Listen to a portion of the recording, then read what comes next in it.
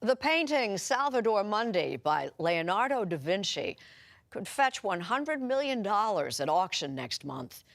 Just one part of his rich legacy. Our cover story is from Dr. John LaPouc.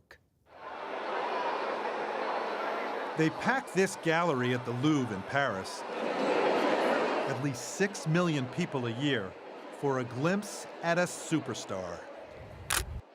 But a select few, like author Walter Isaacson, actually appreciate the Mona Lisa as art.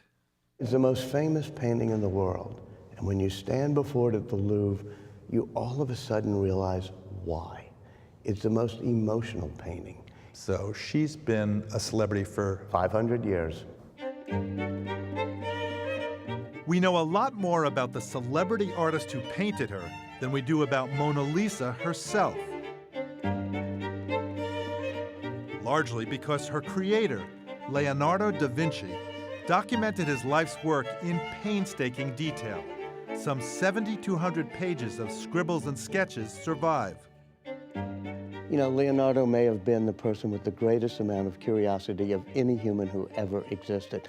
And he would make lists in his notebooks of things he wanted to know, like how do they walk on ice in Holland, or describe the tongue of the woodpecker.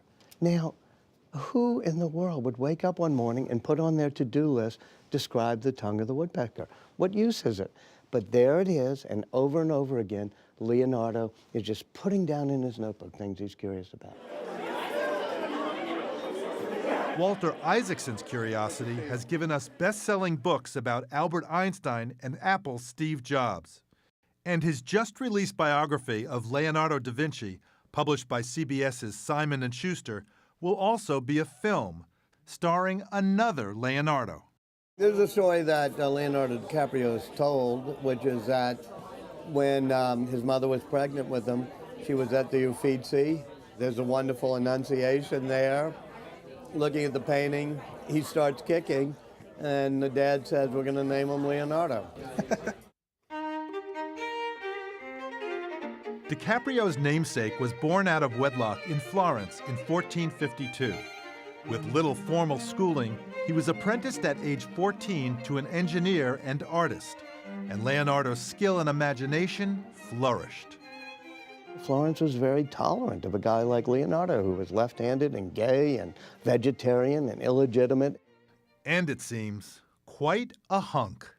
Leonardo was also incredibly good-looking, in very good shape, extraordinarily athletic, long curling hair, and I think that Vitruvian Man, the guy in the circle and the square spread eagle, I think it's partly a self-portrait.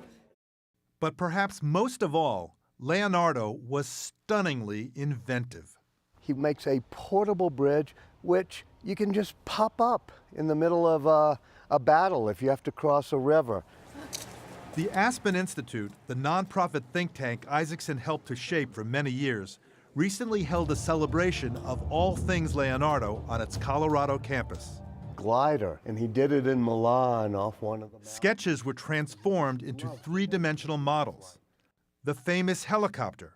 I think it was first designed for the theater, because he was doing all these amazing props, having people fly and descend and ascend on the stage. An underwater diving apparatus. He said it would be a great way to sort of attack ships. In fact, he kept secret some of the details for fear that the enemies could figure it out. But it's Leonardo's sketches that may set him apart. Okay, this is the big moment, right? Now so valuable that when curators at New York's Metropolitan Museum agreed to give us a peek, I'm actually nervous. Oh my goodness. at first they would only show us copies until we promised to limit exposure to our television lights. You know, when I saw these for the first time, it's like, oh my goodness, there's the hand of the artist. And it's just as if he were making it in front of me. Every time you see it, there's a new layer to appreciate. Here's the head of a man in profile. This is a design for a stage setting. A bear walking, and the head of the Virgin. Something's happening here. Something's caught her eye. She has turned her head.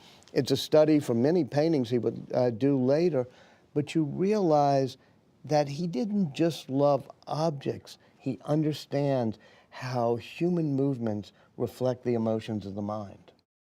Only one Leonardo painting is in the collection of an American museum, this portrait of Ginevra da Vinci at the National Gallery of Art in Washington. How did it help change Renaissance painting? Well, up until then, Renaissance painting had sort of sharp lines, and Leonardo said that's not the way nature works.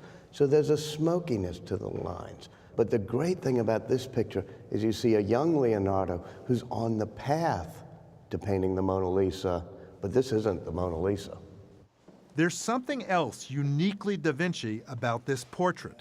Leonardo cared even about the parts unseen, so he paints the back of Ginevra da Vinci. We realize he still has more to teach us. Leonardo even taught himself anatomy with dozens of human dissections. He documented how the aortic valve in the heart works, something researchers only confirmed in recent years. And then there's his knowledge of the eye. He realized that the center, when you're staring at something, you see the detail. And if you're slightly off, it goes to a different part of the retina. The harder you look directly at the Mona Lisa's lips, the more it looks like her lips are turned down. But as your eyes wander, she starts smiling at you. So it flickers. I couldn't help thinking when you described that, did Leonardo da Vinci figure out a way to have a painting flirt with the viewer? Yes. He figured out a way to have it interact.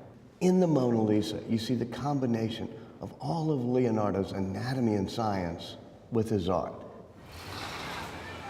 And what better way to discuss what may be this son of Florence's ultimate accomplishment, the Last Supper, than over an Italian meal?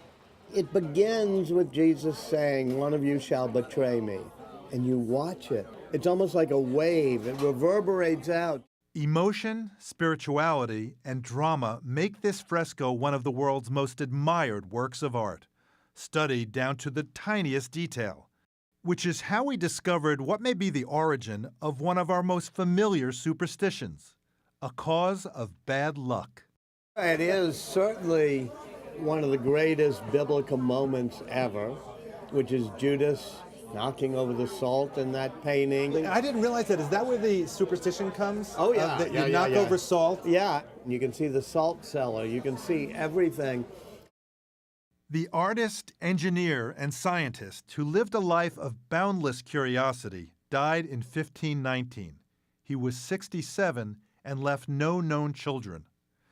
Leonardo da Vinci died a poor man, but, says Walter Isaacson, he left us a wealth of lessons.